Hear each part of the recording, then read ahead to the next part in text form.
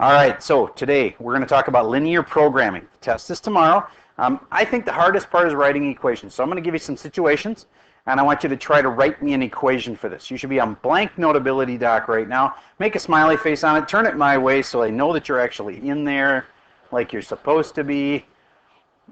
Still waiting. All right, good. Thank you. Now, Mr. B, be there. Otherwise, I will take the thing away. All right. So your first job is to write an equation for this. I have twice as many boys as girls in this class. How do you write an equation for that? Let's use B for boys and Y. No, G for girls. Why was I going to do that? I was going to say X and Y, but B for boys and G for girls. Twice as many boys as girls in this class. All right. So obviously you got a B and you got a G and you got an equal sign in between them. That all I hope you get. If you're going to write an equation like this, you're going to have a B and a G and you're going to have an equal sign. Now, would you agree, I did not say that the number of boys and girls were equal, right? So obviously there's a 2 times, and the only question is which should it go on? And this confuses even math teachers. We were having a conversation about this in the math office. We're saying that, yeah, these even get, some teachers were saying these even get me sometimes. My way of doing this is to think, I think this is the easy way. By telling you that there's twice as many boys as girls, you should ask yourself which one of these is bigger, the boys or the girls? The boys is bigger than the girls right now. So do you get that we need to somehow do something to the girls that will build it up so it can be equal? So the 2 should be on the G. Raise your hand if you had that right. Only half the class. Do you get why those are hard?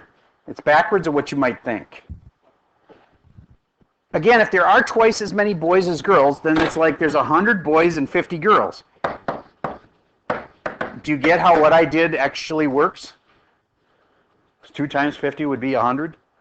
All right, so don't just think, oh, it's backwards of what I thought, because then you won't know whether you're thinking right, and then you should do it backwards, or whether you're thinking wrong, and then you should leave it the same, So don't try to just think it's counterintuitive. All right, I'm going to tell you another one that's kind of like that. Let's say that we were talking about tacos and burritos. And I'm going to say that tacos are X and burritos are Y. And let's say that this is at Chipotle. And they say that they make 7 times as many tacos, no, 7 times as many burritos as tacos. Write me an equation.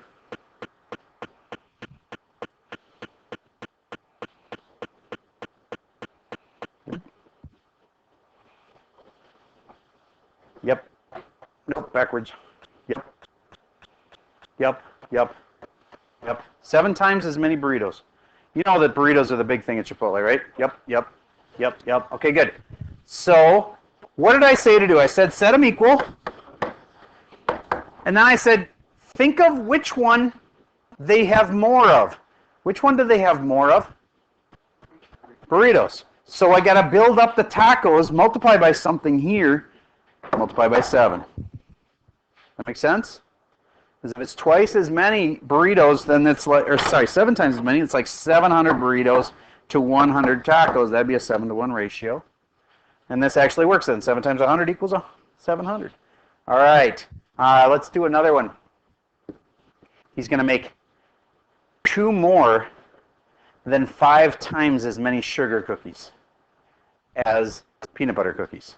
2 more than 5 times as many sugar cookies.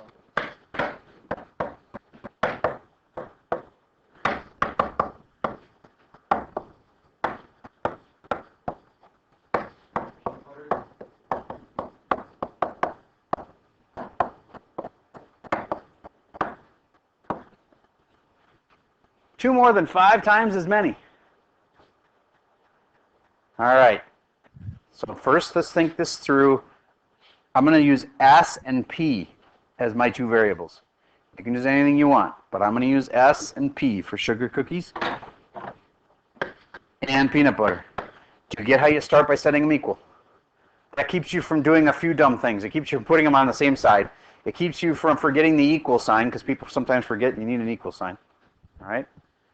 And then it hopefully helps remind you that they're not equal and they have to make them equal. So I got to figure out which one's bigger.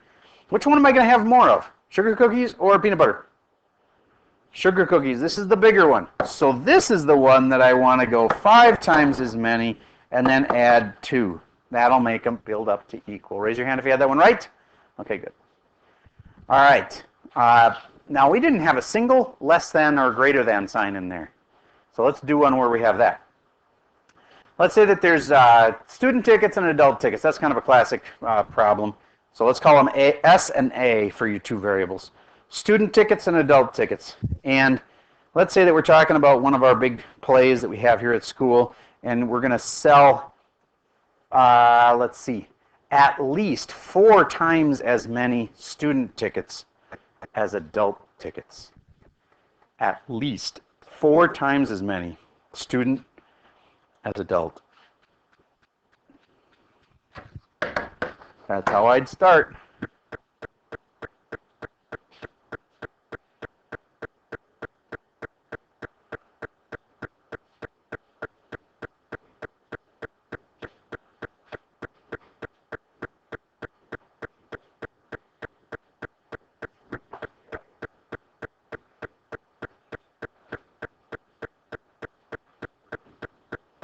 All right, so which one is there more of? The S or the A? There's more S's. So you take the A and you build it up. 4 times as many. And it said at least. So you could easily see that this could be confusing. So could it be that, how about this? It's either S is less than or equal to 4A, or it's S is greater than or equal to 4A. How many of you think it was the less than one? S is less than.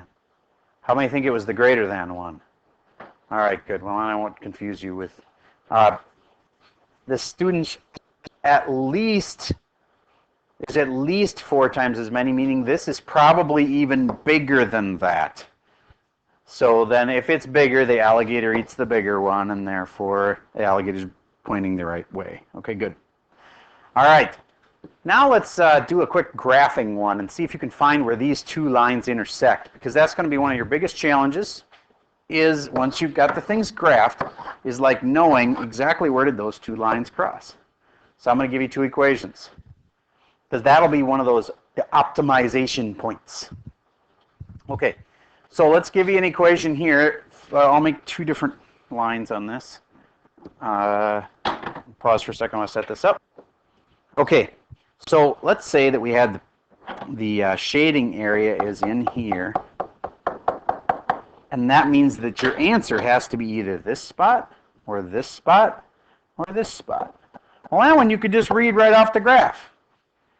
6, 0 or 0, 6. Which one is it? 6, 0, and how about that spot right there? 0, 8. Okay, so then tell me what that spot is using your calculator. All right, I know that it's 2, 4. My point is, can you show me with the graphing calculator how to see where they touch if they aren't perfect? So in other words, you need to find the equation for the first line, find the equation for the second line, put them into your calculator, graph them, see where they cross. Second, calculate intersect. Now, in case you've forgotten the equations, how to write equations, I'll remind you. This pinky one here, would you agree it starts y equals and then something x and then plus something? Okay, what's the y-intercept on that guy? It's plus 8. And then what is the slope on that thing? Be careful, it's negative. Negative 2, very good. All right, and how about this green line? It's y equals, don't say it please, let people figure it out for themselves, it's negative something. And then I want you to second calculate intersect. I'm going to walk by, see if your calculator is set up right. If you're having trouble with one, ask. Good. Got everybody on that one. You just had to type in your 2 equations, hit second, calculate, and intersect. We found that spot. And of course, again, I told you ahead of time it was 2 comma 4. We knew it was going to come out to that. It's just, can you type those in and get it to work? All right, so how would I actually use this now? This next part is called an objective function. Let's say this is about making a couple of electronic devices. Let's say this company has a choice in their factory. They can make, iPhones, and they have another option is iPads. Is this real life? Well, yeah, they actually do have the choice to make a plant make more than one thing. If they've got all the components there for making iPhones, then half of them probably overlap to make iPads. But if you're really a business as big as Apple, they're so huge that it's not really fair to say, because they might have a whole plant that just makes iPhones. They might have but there's a lot of normal companies you can make at least 2 products. Companies don't want to depend on only one product to survive. So, all right, so if this is going to be iPhones down here, and this is going to be iPads up here, have I told you in any way what the profit margins are on these? No. What do you think Apple makes more on, iPhones or iPads? I agree. And I am not positive, but they do have those numbers. I mean, people have the build cost all dialed in for most things like this nowadays. They sell iPhones. I know you think that they only cost $200, but that's because of the carrier subsidies, like AT&T pays the difference. If you just walk in and say, I want an iPhone right now, and you don't want to set up anything like any kind of service, it's $600. So it's about $600 for an iPhone. Is all of that profit? No, definitely not. Let's say that it's $200 profit on each iPhone. And let's say on the iPads, out of a $500 iPad, then if it's $500, it can't not even close to half of that's going to be profit. So I'm going to go with like $150 profit on the iPad. All right, given that situation, which of these would be the best scenario? 08, 24, or 60? Don't say the answer. Figure it out using math and an equation. You will have to write something on the test called the optimizing function. So would you please rate me the optimizing function? It has an X in it, it has a Y in it, and it has the dollars involved, and it usually says profit equals, like P equals. See if you can write the right equation for optimizing the profit. Anybody that finishes early, take a second and just Google search how much profit does Apple make on an iPhone, because I'm curious, and it's Googleable. It may not be perfectly right, but I bet you we can get close. I'm going to pause for a second while you work on that. Tell me, which of you can tell me a pretty confident profit function? You think you know it? What do you think? 150y. Now I did start with x, so I'll move the x's over to the left, but I agree so far. 200, don't we have an x in there somewhere? Yes. Oh, okay, good. Equals p, you are correct. I'm going to put the x first and then the y, but it doesn't really matter. As long as the x and the 200 are going together, plus the 150 and the y going together. All right, so then which one made us the most profit? If you are this company, do you want this person to produce 8, what would this be? 8 iPads, because either the y direction, or 6 iPhones, or 2 of the iPhones and 4 of the iPads? Here's the way I would want to see the answers. I'd want to say 0, 8 gives me this, 2, 4 gives me this, and 6, 0 gives me that. At 0, 8, that's x is 0 and y is 8. It's 8 times 150. So that would be $1,200 in profit. How about 2, 4? That's x is 2, y is 4. That would be 6, that's $800. Did I do that right? Crap. 4 times 150 is 400, 600. Oh, it's 1,000. Is it 1,000? All right, good. Thank you. That's good. I didn't mean to check you, but you obviously were right. And the last one is 6 comma 0. That's 6 x's. So that's 6 of these. 6 times 2 is 1200. And 0 y's. So 0 times. Okay. So really, this was a kind of an unusual one. You had a tie. Raise your hand if you knew that. Okay, awesome. And that means you could do either one and be just fine.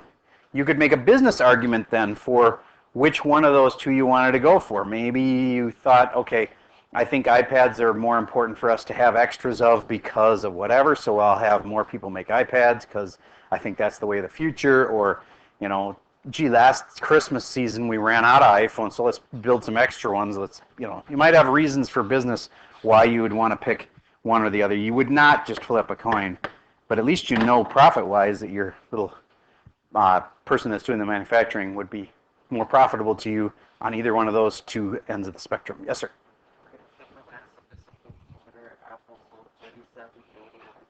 Okay. So 37, okay, 37 million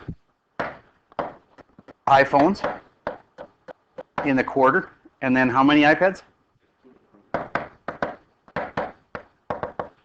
Good. I know that Apple makes more profit from iPhones than anything else, which is kind of cool in that the company started the iPhone like 7 years ago, and it's now the biggest company in the United States. And this one product category that didn't exist for them, they didn't even make them like 8 years ago. Isn't that kind of crazy that they'd make a product and have it become the biggest seller of the biggest company in the whole United States, all based on a product that didn't exist a few years ago? So my question for you is this. What do you think will be like that 5 years from now? Curved TVs, okay. Yep, but he's saying they just came out and they're going to be super big and etc. Has anybody actually seen one of these curved TVs? Seen one in person? Was it cool? Oh, okay, okay. Anybody actually seen one of the curved TVs in person? Do movie theaters have a curve though? Oh, you're talking about like the IMAX. Yeah. Okay, yep. I've been in those and those are pretty cool, I have to admit. Do you think, what do you guys think? Do you guys think curved TVs are going to catch on? Yes. Apparently some people do. What do you think? Wearable technology. Like, for instance, the smartwatches, okay. One thing I heard about that really made me think that, okay, that'd be pretty cool, is if you could have something hanging around your neck, kind of like this thing, that would project a screen out in front of you, as in like a hologram.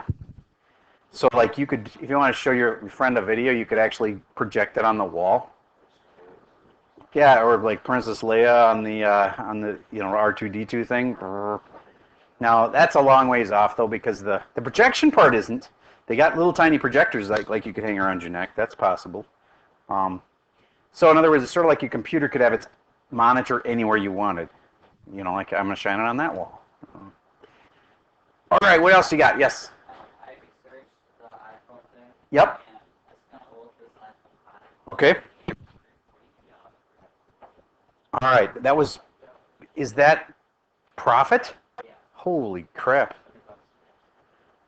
All right, so they were actually making more than half of the device cost in profit.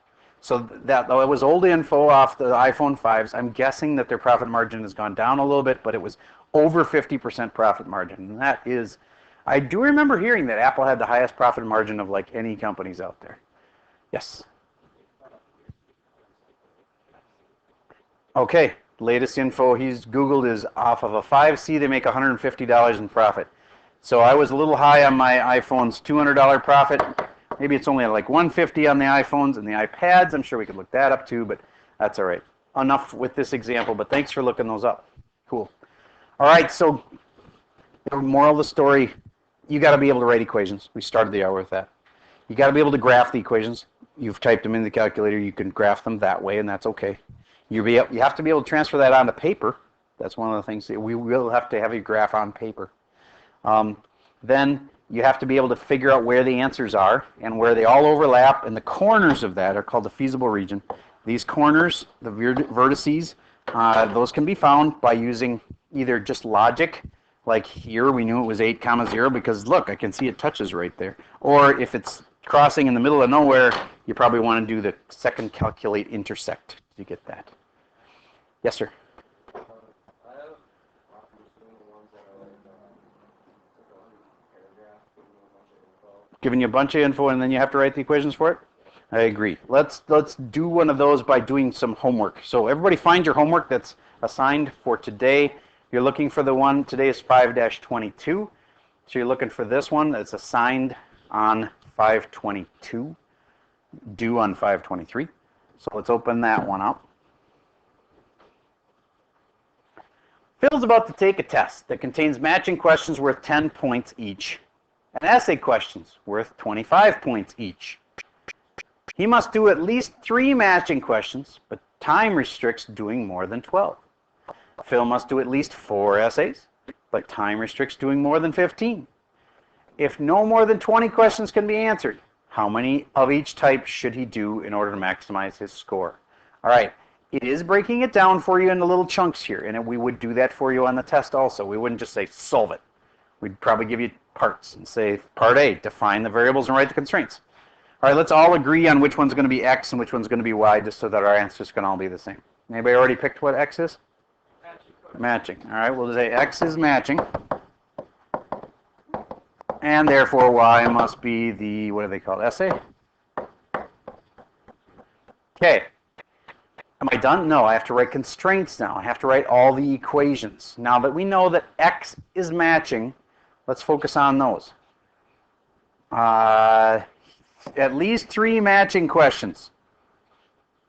What is that? X is what? Greater than or equal to 3. Good. Time restricts doing more than 12. Can you do 12 when they say that? Yes, they can do 12. So it's X is less than or equal to 12. Why don't you do the next part for me, Mr. B? The Y's.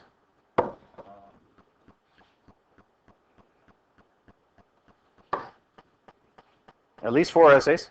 So Y is greater than 4. Yep. Keep going. And then Y is less than 40. Yep. Now, there's 2 things we haven't used yet. The test points are worth 10 points for each matching, and essay ones are 25 points for each essay.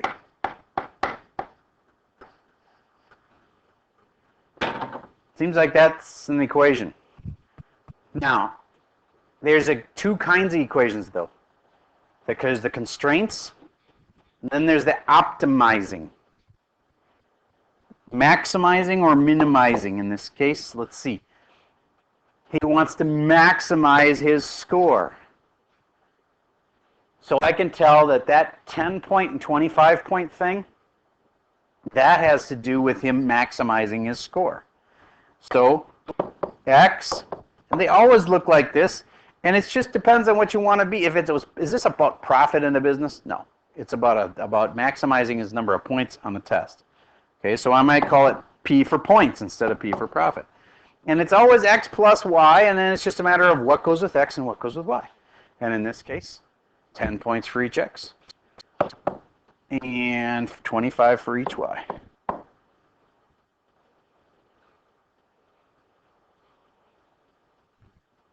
Okay, now there is one thing I haven't used, and that probably means that I'm missing an equation in some point. If no more than 20 questions can be answered, how do I write that part? Yep. Now if I graphed all of those, shaded in the right directions, found the corners of it, the vertices, stuck those into this equation. So again, let's say we found a corner was at 2, 8 or something.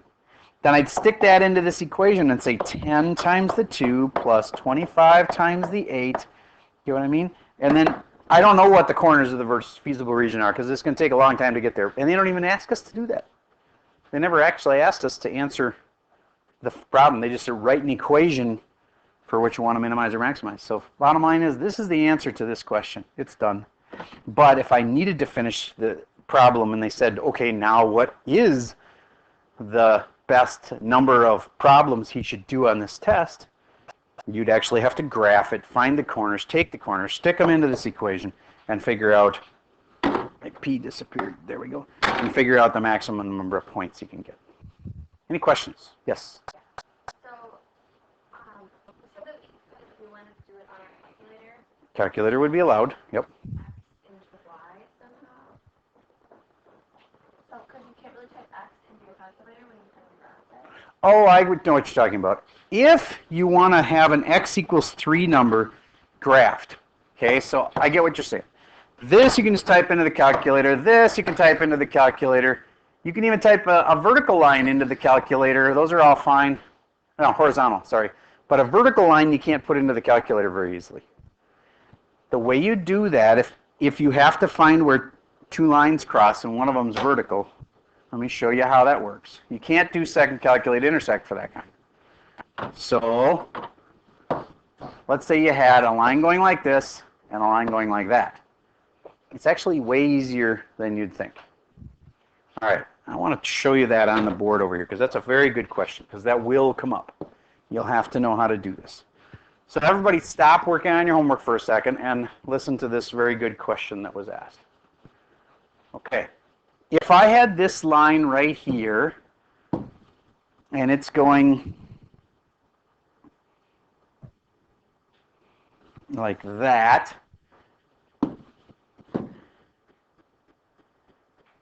and I had another line that was straight up and down right here at 2. The reason we can't graph that is it says x equals 2. And your calculator wants y equals things. You can't just simply change an x equals to a y equals thing. I would love it if you could, but you can't. So, because think about it this way, the slope of that line is infinity. How are you going to type that into the calculator? Okay, so you can't. Now, can you draw it with the calculator? Yes. But then the draw function won't help you find this answer. But how do you find that answer where those two cross? This equation, the pink one, would you please take a second? Everybody try to figure out what you think the equation for the pink one is. It's y equals something. If you figure it out, type it into your calculator. You should be able to do that pink lines equation. That is basic algebra. You've done it forever. You know the y-intercept, you know the slope. Okay, here's the equation you should have said. Y equals, what is the y-intercept on this thing? 3. And then, what's the slope? The slope is negative something. What is it? Negative 1/3. Why? Because the rise is 3 and the run is 9. You get that? The rise is actually negative 3 and the run is 9. Negative 3/9, which would be negative 1/3. Okay, if you've got that in your calculator, that's the first step. Now, how do we find where x is 2? You just stick in a 2 right here. That's where x is 2. You stick a 2 in right there. Can you do that in your head? Absolutely. Could you do it in the calculator? Yes. Here's how you do it in the calculator. You already put this equation into the calculator, right? You graph it, and then you say, second calculate what? Value. Very good. Second calculate value. Yep, I'll do it on my calculator. Hold on just a second. I'll pause while I'm doing that. Okay, so I've put in my little equation here. I like to put any fractions I have in parentheses. That's a very safe way to do it on the calculator. And then, if I want to see where that touches 2, where x equals 2, I graph it. And then I go second calculate, and the one that gives me values for x is value, number 1. Value, and then see how it's blinking? X equals 2. And then, boom, that's where it touches. 2.3 repeating. Any questions about that? Okay. So your assignment is to finish the assignment that I started with you right there, which was, see if I could find it here. This one. Nope, I'm wrong. Well, there it is. And make sure you check it with the answers that are posted online. And your test on this stuff, it's half as big as a normal test because we've only spent a week on it. But that test is coming tomorrow. If you need help, come in the morning, get extra help. And that's all I got for you.